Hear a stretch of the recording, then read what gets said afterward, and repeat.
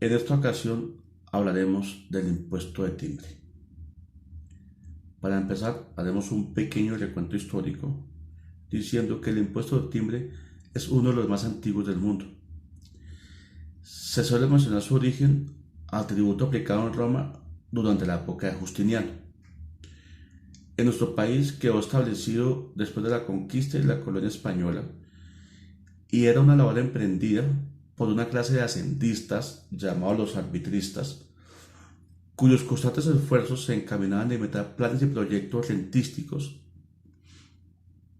que, sin causar gran molestia a los contribuyentes ni provocar resistencias, fueran fuente de abundantes ingresos a las arcas públicas. El impuesto de timbre fue creado como garantía para hacer obligatorios los diferentes actos y contratos al contar con un papel sellado producido exclusivamente por el gobierno.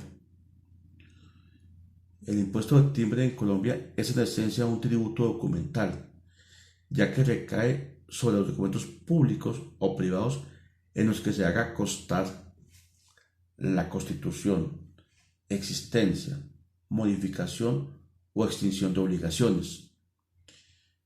Podemos decir que es formal, pues solo grava las formas escritas, y que es directo porque está dirigido a gravar al destinatario del impuesto, es decir, a la persona que incurre en el acto o contrato.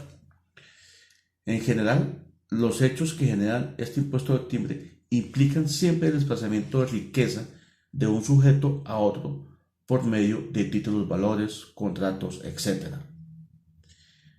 El impuesto se genera cuando se suscriben documentos públicos o privados, como dije anteriormente, están incluidos los títulos, valores, que se otorguen dentro o fuera del país, pero que se ejecuten dentro del territorio nacional.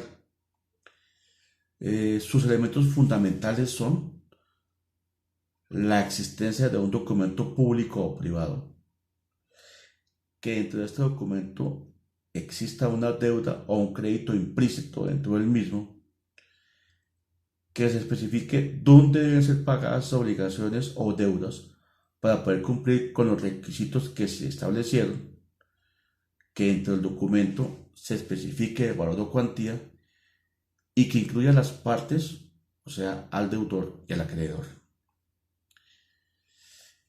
El sujeto activo del impuesto es quien tiene el derecho a la prestación o pago del impuesto.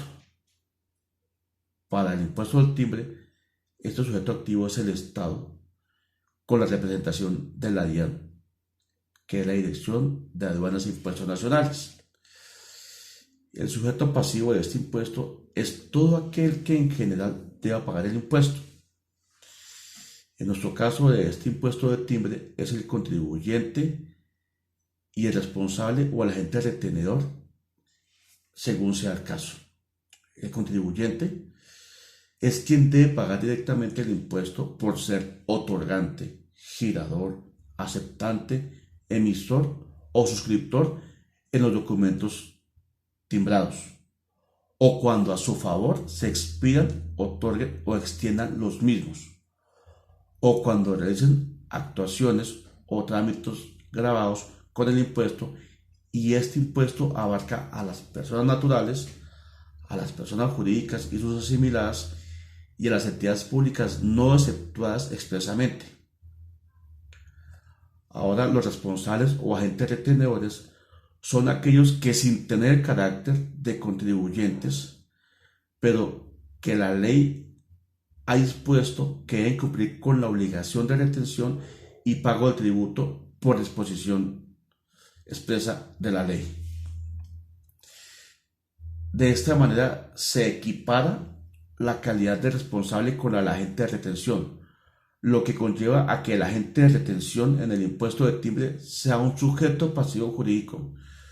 Esto significa que es el obligado al cumplimiento de la prestación tributaria o pago del impuesto ante las autoridades fiscales, e igualmente debe responder por las sanciones correspondientes cuando hubiere lugar a ellas. El estatuto tributario señala conjuntamente la base gravable y la tarifa del impuesto según el tipo de actuación o documento que causa el impuesto. Estas son reguladas por los artículos 520 al 524 del Estatuto Tributario. El impuesto al timbre, que es señalado en el artículo 519 de este estatuto, ya en nuestro país no se encuentra vigente, pues tiene una tarifa del 0% a partir del año 2010. Todo esto se encuentra dispuesto en la ley 1111 de 2006.